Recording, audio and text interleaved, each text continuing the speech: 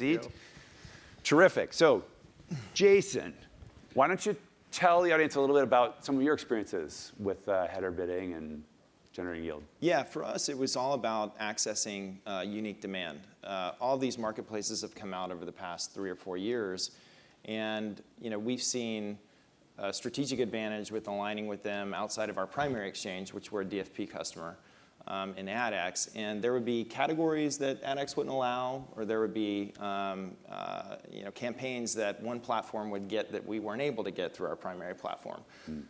And we would have a traditional waterfall setup, where all of the secondary exchanges, as we would call it, or other marketplaces would basically waterfall down. And for us, we weren't able to deliver on our promise, right? Where we would go to these other exchanges and we would say, yeah, you have a first look, or you have unique access.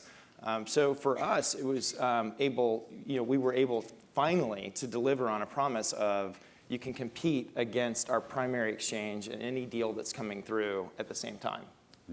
Great. And so what kind of revenue lift are you seeing from this? From some of our initial properties that we've rolled out in, we've been kind of doing this over the past year. We have 23 brands, one of the larger, as you mentioned earlier, premium content publishers. 15 to 30%, it depends on wow. It depends on the publisher. 15 to 30% revenue lift. That's pretty significant. That's terrific. Great, thank you. So Mike, what is your experience? What's Hearst's experience been? And I know you've got a slide you want to show too. Sure. Our experience is that header bidding is necessary. It's fundamental to how we run our auctions. Hearst considers our ad server and the techniques that we use with our ad server as the auction. We don't consider our auction to have been outsourced to another company. So we try to configure our auction system to sell every impression to the highest payer. Obviously, you need to bias it a bit for guaranteed deals, but we're able to generate great revenues, and header bidding represents literally tens of millions of dollars to us, so it's material. That's terrific. So we also have a slide. You get a couple things on here. You did some studies around this? Yes, we were curious how many of the top 1,000 publishers used header bidding.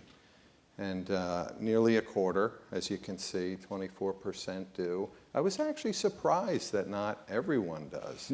It's a very necessary technique and often driven by the advertisers themselves.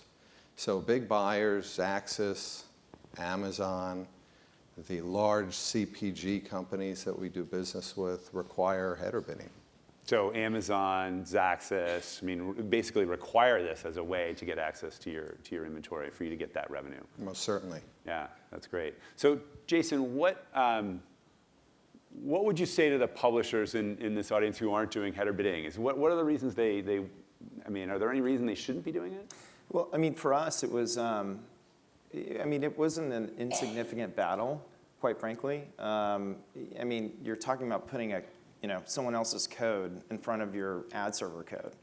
For us, with large kind of endemic sites like CNET, CBS Sports, that wasn't a small ask. Sure. To be able to do.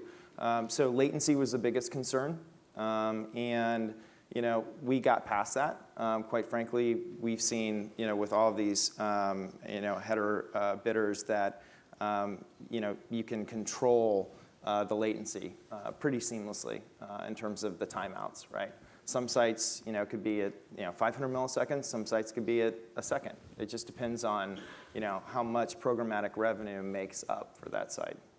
Got it. So a little bit of a challenge getting the code into the header to make sure that it works. Controlling latency is one thing that I think a lot of people worry about or wonder about. They want to make sure that this is not contributing latency. I think what we found in some of our publishers is that there's latency whenever you make a call to an external bidder, whether it's through an ad exchange or from your primary ad server or through the header. So you simply have to control the latency to make sure that you're accessing that demand. Great, terrific. Mike, any thoughts for the publishers? Any reasons why they shouldn't be doing this? I don't think there's any reason for folks not to do it. It's increasingly popular. I'm surprised it's become somewhat divisive. I can understand why the topic of ad blocking is divisive, but header bidding seems an important way to configure one's own auction. And we work with a variety of companies, several of whom I see in the audience, Chris's Sonobi and Brian's CPX Interactive. Mediation's important, which we've talked about with AppNexus, importantly. And Google's dynamic allocation plays a role. But we are striving toward as fair an auction as we can configure ourselves, create as level a playing field for market participants to bid against each other for our audiences, 300 million people a month. Right. And so I'm sure all these technologies will develop and improve over time. But today, header bidding is, in my judgment, fundamental. And so the key for Hearst is that level playing field, that unbiased access to all of that demand, and header bidding is the way that you're actually implementing that. Yes, exactly. Terrific. All right, gentlemen, thank you very much for joining me. Thank you. And appreciate your insights on that. Thank you, sir.